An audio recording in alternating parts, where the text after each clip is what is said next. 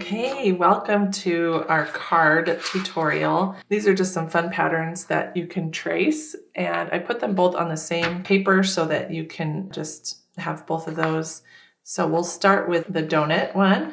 So you can just go ahead and trace it. You can trace it onto one side of your paper and then you can fold it to turn it into a card. I just like to make them into little postcards, and so that's kind of what I did here. Cut around it once I traced it. And then what I like to do is come in with my pen, and I'm just going to go ahead and go over the writing first. And you can do any color you'd like for this. I chose black, but you could do red or purple or pink or whatever you want to do.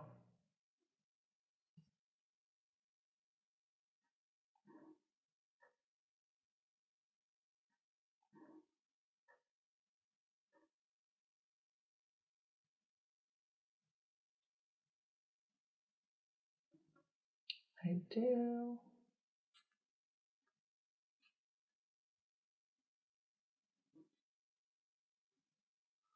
Without you. There we go.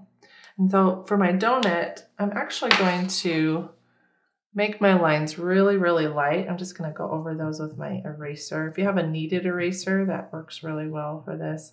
I just want my lines to be really light, almost, I want to still be able to kind of see them so I know where I'm putting paint, but almost all the way gone, if that makes sense. There.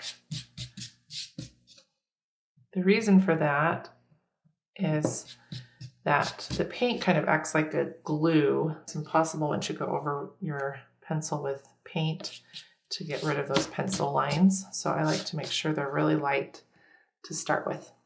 Okay, so the colors that we're going to be using, burnt sienna, which is our lighter brown. And then we're going to be using our alizarin red or alizarin crimson. Really lightly. And then I'm going to put some sprinkles on mine. So I'm going to be using the intense blue for that. You can do whatever colors you'd like, of course. These are the ones I chose. Okay, so let's start. So on our donut, the first part I'm going to do is going to be the dough part. So I'm just using a very, very, very mostly water light coat of my burnt sienna. And I'm just going to follow those lines underneath where the frosting is going to be. So the bottom part. I'm just going to do a very light wash of that. And then I'm also going to do the inside right here. It does not have to be even. In fact, you don't want it to be even. Like that. Now I'm going to just take some of my alizarin crimson. I want that to be really light because I want this to be a pink color. So it's going to be mostly water. And I'm just going to lightly cover that area.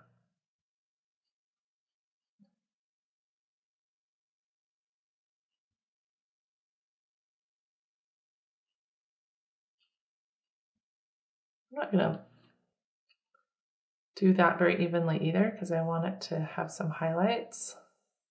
I'm going to leave some white spaces in there.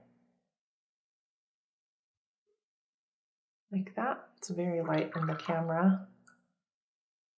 I'm going to let it dry just a little bit. And then I'm going to do another layer. But before I do that, I'm just going to take my eraser. And I'm just going to erase those pencil lines behind my pen while I let that dry.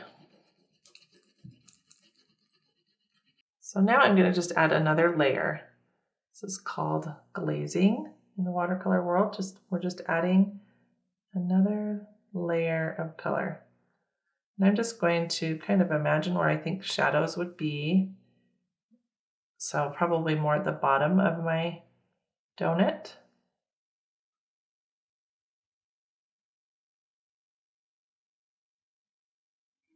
And I'm kind of doing a wet on wet technique, just going to some of those wetter areas so that it moves around like dough would in a donut. I'm going to just darken this up in here.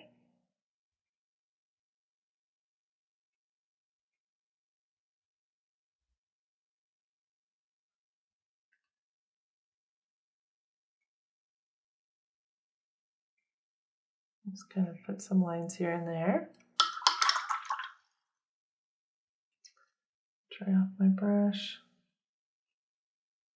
I'm just going to pull up a little bit of that brown that went into my pink. So I'm just using what it's called a thirsty brush.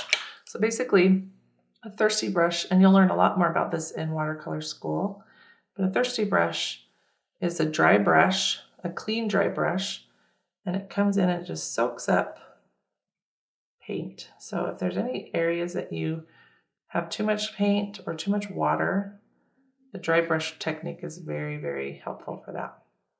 Okay, so I think it's pretty dry where I want it to be. So I'm going to come in with another layer of my alizarin crimson. I'm just going to make it a little more pink.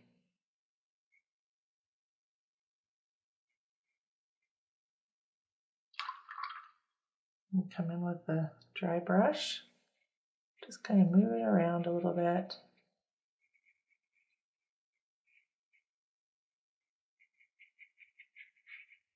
I still want to keep some of those highlights, some of those white areas or light pink areas, so that it gives it a glossy look.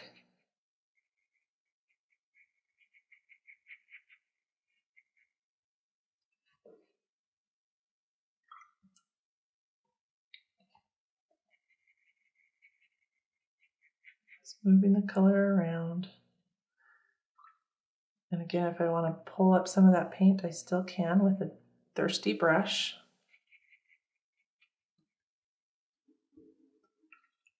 Like that. I'm going to add a little more of our burnt sienna underneath here till I get it where I like it.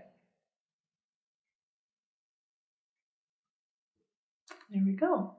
And my last step is to make sure it's dry, and then I'm going to add some sprinkles. I'm doing blue. Okay, it's dry, so I'm going to add those sprinkles. So I'm just using the tip of my round brush, and I'm just going to put some little lines on my donut.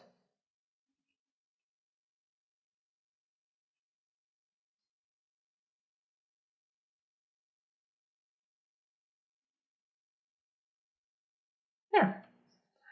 And I think I'm going to call it done. I hope you enjoyed this. I hope it opens up a whole level of fun ideas of different things you can do. Pastries are really fun and easy with watercolor, and so that's something you can try out.